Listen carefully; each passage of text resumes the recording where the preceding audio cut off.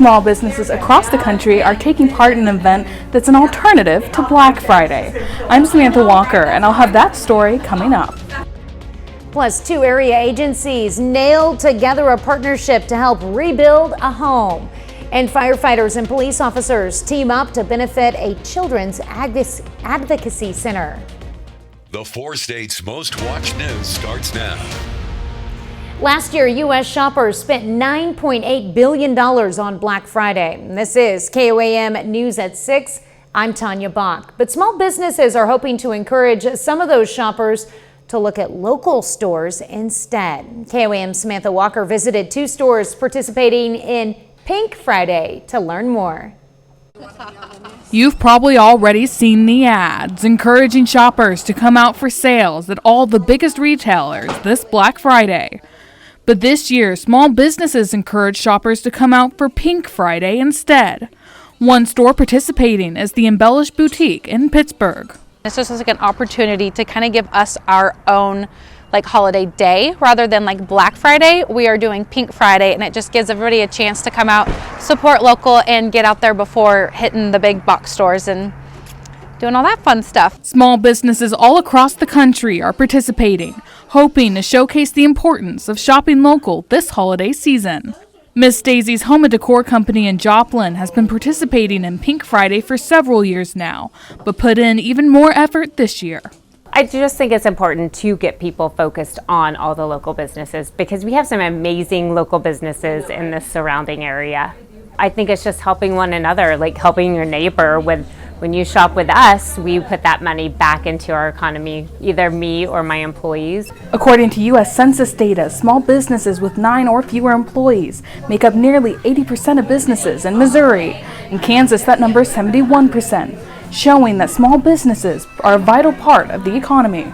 I don't know that people realize how big of an economic boost we are, like small businesses are to our economy, but I want to say it's like 68% of the money that goes to a small business stays in a local community. We help pay the taxes. We're here for your kids. We do pop-ups and we do every little fundraiser that we can to help be involved in our community because we live in the community as well. So seeing the community come out to support them on days like Pink Friday is all the more meaningful. We've made lots of friendships, and that's another thing too, is, we're more than just a store, we're a community and a place to come to. Samantha Walker, KOAM News. While many stores are only celebrating Pink Friday, others are beginning to expand their sales into the weekend to increase business. Well, Chief Meteorologist Doug Hetty joins us now with a first look at weather. Well, it turned out to be a little bit warmer for us today, still below our average high. 30 is where we started, so it was a cold start. 52 is where we topped out. Average high is 56 degrees. Record 77 set back in 1977. 43 in Lamar, 48 in Anderson, 48 in Welch. We have 42 in Chanute. The winds are light, but these are going to increase as we go through the weekend. Southerly winds gusting near 20 tomorrow, and then they get even stronger by the time we head into Sunday. So yeah, it's going to warm up. It's just going to be windy. Few clouds kind of shooting through. Besides that, we're going to stay dry as we go through the evening hours. Here's your overnight planner. 36 by 11, 34 by 7 a.m., back to 50 by 10. We're going to look at your holiday here in just a bit. All right, thanks, Doug. The seniors from Carthage Technical Center High School will put their skills to the test in an important hands-on project rehabbing a home severely damaged by fire. The homeowner explained the blaze started after a space heater was left on while no one was home. But thanks to the hard work of these students, the house will be rebuilt. Leaders say the students are gaining invaluable experience. The students calculated bids on, what should we bid on that house, and we went and submitted offers, and unfortunately it didn't work out. And finally this one fell into place for a great family, and so it's been a great project so far. And a spokesperson for the Joplin Habitat for Humanity says anyone who is in need of a home or just wants to help with their mission is always welcome to contact them. Pittsburgh firefighters and police officers cooked up a great fundraiser today. For just $7, the public could come out to fire station number 1 and grab a hamburger or cheeseburger, chips, cookies, and a bottle of water. All proceeds went to the Children's Advocacy Center. This is honestly one of my favorite events, just seeing the community come together, the people come and support us, and then getting to work with the fire department and the police department, and people seeing us work together. It really is one of my favorite ones. The Children's Advocacy Center provides services to abused children and their families. Well, coming up, playoffs continue for some of our area high school football teams. John Dales has a preview of Webb City versus Platte County later in sports. But first, after a lightning strike set the Fort Scott Church on fire, they've since rebuilt and they'll be having their dedication mass tomorrow. I'm Melissa Alexis, and I'll have the details coming up. Well, Fort Scott Church is restored after a lightning strike set the church on fire 2 years ago. KOAM's Melissa Alexis has more about the future of the congregation. New church is just absolutely beautiful. Deborah Skeen, former Mary Queen of Angels Church secretary, retired just 3 days before her beloved church burned to the ground. Very traumatic. It was a shock to see it and to look at the videos. After the 2022 fire, the congregation continued holding Mass in the gymnasium.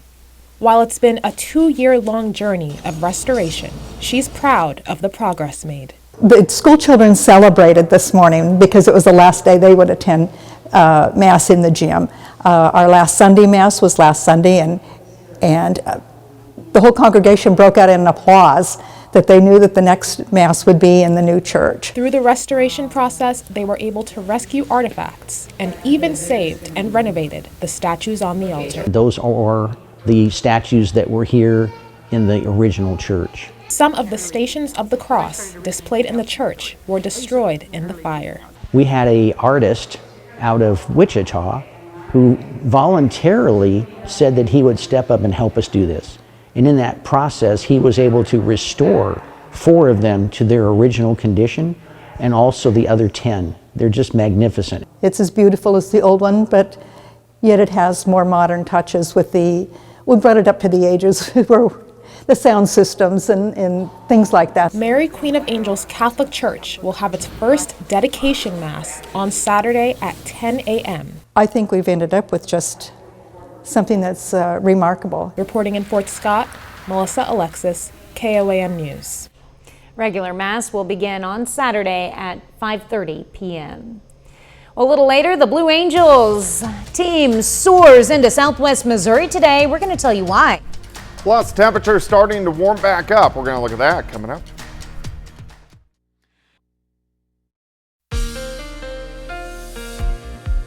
Well, it definitely turned out to be a nice Friday for us today. Quite a bit of sunshine across the region. Temperatures, they're below normal, but warmer than what we saw yesterday as we climbed into the lower 50s. Great shot, Cornell Arts and Entertainment Complex Tower Cam. Of course, we are looking downtown Joplin. All right, 45 Stockton, 48 Anderson, 47 Grand Lake Parsons sitting at 46 degrees. Heading outside, here's 7th. Here's Rangeline, 45. Winds are pretty much calm across the region, and our temperatures, we're going to drop right back into the 30s here pretty quickly, down to 35 by midnight. I think most of us 31, 32 degrees for an overnight low as we get into the overnight hours. All right, so winds tomorrow are going to be increasing 15 to 20 miles per hour, and then they pick up even more by Sunday. But in return, this is going to warm our temperatures up. So we're going to have a nice weekend. You're just going to have to deal with the strong southerly winds that we're going to see, especially on Sunday.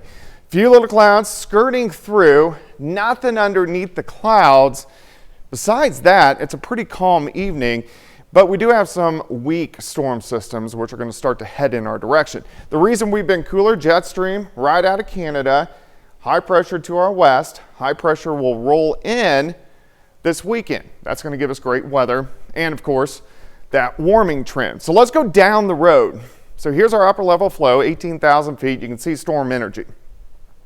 Weak wave late Sunday into Monday pushes on by. And then a lot of clouds. Another weak wave pushes in on Wednesday. Here's the strongest of our weak waves. And again, I'm saying weak because it is weak. Will start to affect us Thanksgiving and then into Black Friday with rain chances and maybe a little bit of snow kind of mixed in. So we'll keep our eyes on that. So let's look at it because next week's a big travel week. Tuesday, maybe a little bit of drizzle, but mainly just cloudy. As we go into Wednesday, showers popping up, especially Missouri and Arkansas. Late Wednesday, of course. Wednesday is a big travel day. This will shoot off toward the east. As we go into Thanksgiving, mainly cloudy, cold, a few random showers popping up, and then our main wave will start to push in. So here's Friday morning, Black Friday, maybe a little bit of a rain-snow mix. Again, not a big system, but maybe a little bit of a nuisance as we go through next week. All right, let's work through time. Near freezing by morning, partly sunny skies, near 60 by noon. I think most of us 62, 63 degrees as we get into the afternoon. Tomorrow night, not near as cold, 49, 50 degrees for overnight lows. And then as we go into Sunday, a lot of clouds, but look at these temperatures, 70, 71 degrees, so it looks pretty good. Let's break it down. 62 tomorrow, 70 on Sunday. Chilly night, and 90% of the weekend should be dry. 52, much cooler on Monday, 51 on Tuesday. Some showers sneaking back in Wednesday, Thursday, and Friday. Maybe even a few flakes of snow. But it's Thanksgiving. We're almost into wintertime. It's always a hit or miss if you can have that afternoon family football game outside or not on Thanksgiving. Yeah, you never know on Thanksgiving. It can be 30 or it could be 75. Yeah, we've had days where they're both. And, just a few days before, it's going to be 70. Yeah. There you go. All right, thanks, Doug. Well, today, 2 pilots with the Blue Angels visited Branson. They're preparing for the Blue Angels Wings of Pride Air Show coming next August. Now, the pilots toured the airport, met with local officials, and told us what to expect.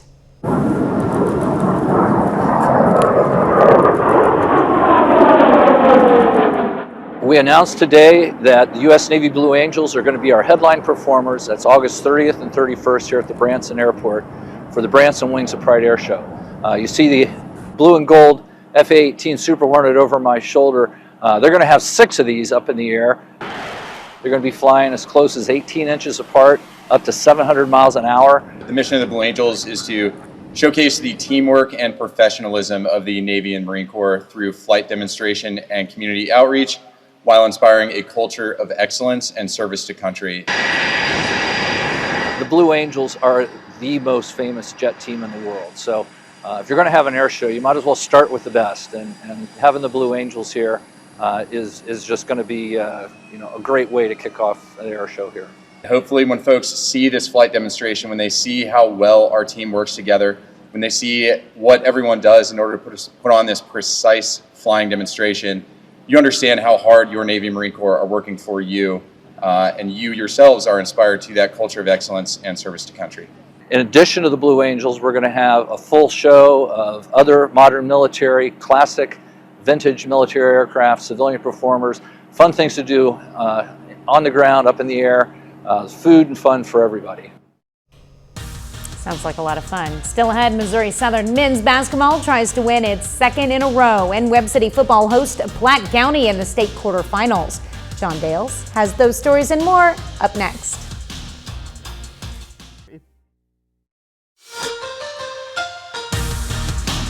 This is our 13th consecutive Friday night with high school football in the 4 states, but fewer and fewer of our local teams remain alive in the playoffs. Tonight, 2 of them play in state quarterfinals. We'll start with Webb City.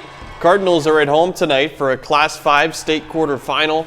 They play host to Platte County, who is undefeated, 11-0. Now, the Cardinals have been a bit of an underdog story in the playoffs. They finished the regular season with a 3-6 record, but have won 3 straight. Most recently, a 42-28 road victory over Carthage last Friday. Kickoff is at the top of the hour. We'll have highlights from this one tonight at 10. Then in Oklahoma, Welch is our only local team remaining. The Wildcats are in the Class C quarterfinals tonight. They also face an undefeated team. That's Tipton, who's 11-0. Welch goes on the road for this one. Wildcats are a very worthy opponent. They've lost just once this year. I'll give you a score update tonight at 10. Then tomorrow, 2 more quarterfinal playoff games in Missouri. Starting in Class 3, Mount Vernon and Seneca do battle. The Indians are undefeated. Their 21-point win over the Mountaineers is actually the closest game they've played all year. Then in Class 2, the defending state champion Lamar is at home tomorrow as well. Tigers host Pembroke Hill, and once again, this game features an undefeated team. The Raiders are 11-0. We'll have more on these games tomorrow.